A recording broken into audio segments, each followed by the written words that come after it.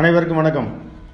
குடும்ப தோஷம் யாருக்கு ஏற்படும் அப்படின்னோம்னா, ஒரு ஜாதகத்தில் 2ஆம் இடத்துல ராகு கேது இருந்துச்சுன்னா குடும்ப தோஷம் ஏற்படும். அதே மாதிரி 2ஆம் இடத்துல ஒரு நீச கிரகம் இருந்தாலும் குடும்ப தோஷம் ஏற்படும். அடுத்து 2ஆம் இடத்துல மாந்தி இருந்துச்சுன்னா குடும்ப தோஷம் கண்டிப்பாக ஏற்படும். அதே மாதிரி 2ஆம் இடத்துல ஒன்றுக்கு மேற்பட்ட பாவக்கிரகங்கள் இருந்தாலும் குடும்ப தோஷம் ஏற்படும். 2ஆம் இடத்துல செவ்வாய் இருந்தாலும் குடும்ப தோஷம் ஏற்படும். 2ஆம் இடத்துல சனி செவ்வாய் சூரியன், அப்புறம் சூரியன் செவ்வாய், சனி செவ்வாய், அது மாதிரி செவ்வாய் சனி ராகு, அது மாதிரி சூரியன் சுக்கிரன் இதெல்லாம் இருந்து ஒரு அமைப்பு ஜாதகத்தில் இருந்துச்சுனாலும் குடும்ப தோஷம் ஏற்படும்.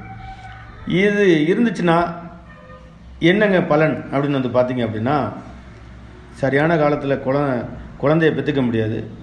குழந்தை பெற்றுக்கிட்டாலும் நிம்மதியாக இருக்க முடியாது. சரியான காலத்தில் திருமணம் நடக்காது.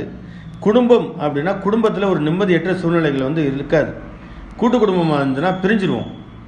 அதே மாதிரி தனியாக போய் மனைவியோடு சேர்ந்து கஷ்டப்படக்கூடிய காலகட்டங்கள் அதிகமாக இருக்கும். அதே மாதிரி இந்த தோஷம்லாம் நிவர்த்தி பண்ணணும் அப்படின்னா பரிகாரம் பண்ணணும்.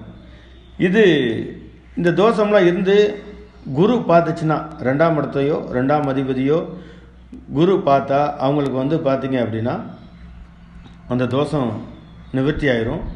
அதே மாதிரி குடும்பத்தில் உள்ள நபர்களுக்கு ஏதாவது விசேஷம் நடக்கும் பொழுது குடும்ப தோஷம் நீங்கணும் அப்படின்னா அவங்களுக்கு வஸ்திரம் உடை வாங்கி கொடுத்தீங்க அப்படின்னா கண்டிப்பாக அந்த தோஷம் நீங்கிரும். இதுதான் அந்த தோஷத்துக்குள்ள ஒரே ஒரு பரிகாரம். அதே மாதிரி குடும்பத்தோட கோவிலுக்கு போய் குலதெய்வ கோவிலுக்கு போயிட்டு வழிபட்டுட்டு வந்தாலும் அந்த தோஷம் நீங்கிவிடும்.